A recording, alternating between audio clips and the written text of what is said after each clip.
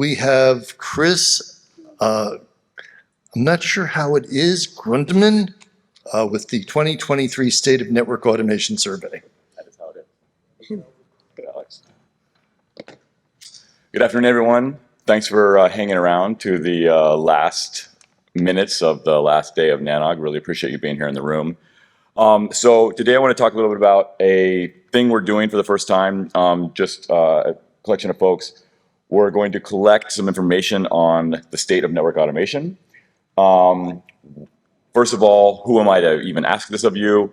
I've done some things over the last 20 years around networking and automation, and you may have seen me on stage before in such fun talks as will I ever be replaced by a script, is the API the new CLI, and WTF is SDN.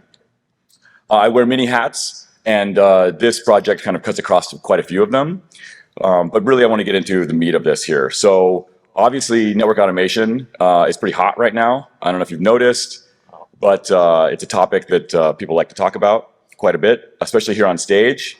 Just this week, there's at least 5 talks here that are covering network automation directly, and several others that incorporate network automation in some form or fashion. So this is a really heavy topic in NANOG, and this isn't the first conference that has been true. I think those lightning talks that I gave that were around network automation and SDN and these kind of topics go back all the way to, I think, 2011, 2012. Obviously not that I'm old enough to have been going to conferences that long, but someone did it. So years and years of talking about network automation. And there's good reason for that, right? We have moved beyond the firewall and beyond the server closet and out into the internet and into the cloud and into SaaS and IaaS and all kinds of areas where we've kind of broken down that perimeter and moved our networks out to become much more complicated. People are now working from home a lot more or from wherever they might be, from Starbucks, from Bali, we don't know. And so those networks have again become more complicated and more interesting. Bringing your own device into the network, but also the IoT thing, right? I mean, if you look at factories and mines, not everyone necessarily has thousands of IoT devices on their networks yet, but many, many do. Microservices, right? The network is now part of the application, and we need to recognize that. And then, of course, there's the hybrid super multi-cloud pieces where we're stretching fabrics across all kinds of different estates and environments, and of course, the edge, right? And really, I think the bottom line is networks are getting larger and more complex. Which is driving this need for automation. So again, there's good reason we're talking about it. And there's lots of good options out there, right? There's lots of ways to do automation. There is, tools to do network design with more automation in mind, device deployment, virtual device deployment, service provisioning, interconnection provisioning, traffic engineering, non-provisioning changes, also things that don't change in the network, right? Troubleshooting is a really, really great way to start with automation. Especially in a read-only fashion, if you can write scripts and different automations to kind of collect the information you need to understand what the root cause is, I highly recommend starting there before you start making changes with automation. Also firmware and software upgrades, which are super tedious and can be made much more easy, and capacity planning. There's just a ton of ways to use automation in your network, and there's a ton of tools to do those things, right? We have homebrew scripts, there's open source applications, there's commercial applications.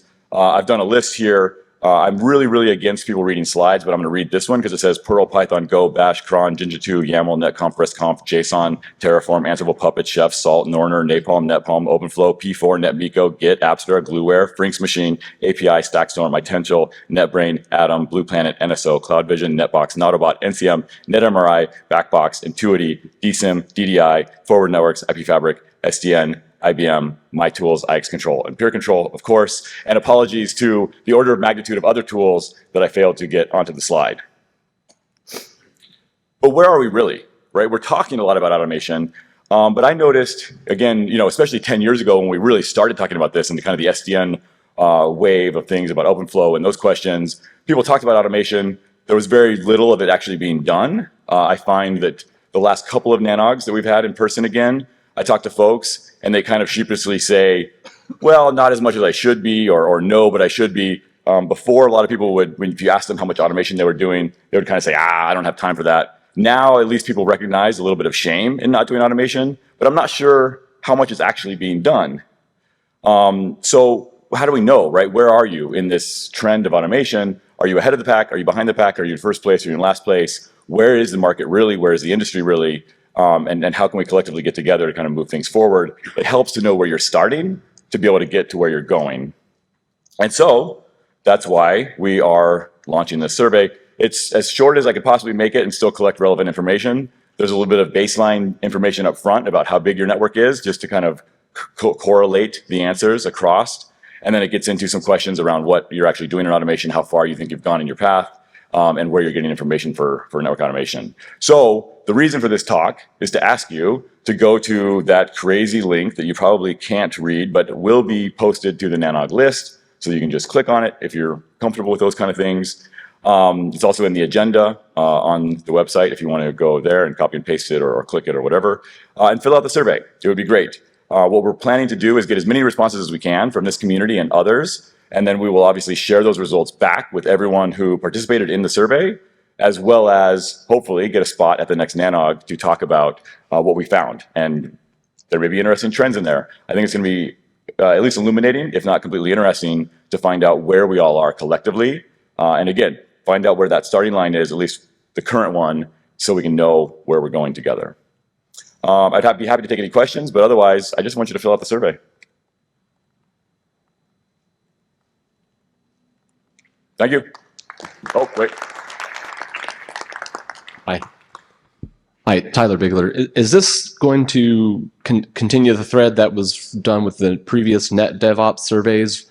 There were a few NANOGs ago. There was one with Damien Garros and Francois Kahn. I think they did it like 2 or 3 years in a row or so. Is this kind of it's in that same spirit for sure. successor? It's a different approach, but definitely the same spirit. Yeah, I mean, somewhat of the inspiration. I didn't know about that survey until I started searching for one to make sure that I wasn't being redundant with this one. But yes, I mean, it's definitely in that same spirit, but not directly connected. Cool. Thank you. Yeah. Thanks a lot.